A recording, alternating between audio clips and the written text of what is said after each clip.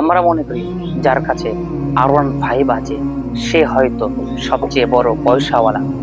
আমরা মনে করি যার কাছে আইফোন আছে সে হয়তো সবচেয়ে বড় পয়সাওয়ালা। আমরা মনে করি যার ঢাকা শহরে 10 তলা একটি বিল্ডিং আছে সে হয়তো বড় পয়সাওয়ালা। আমরা মনে করি যার কাছে 4 চাকার একটি কার আছে সে হয়তো বড় পয়সাওয়ালা। আমরা মনে করি যার বিঘার পর বিঘা জমি আছে সে হয়তো বড় পয়সাওয়ালা।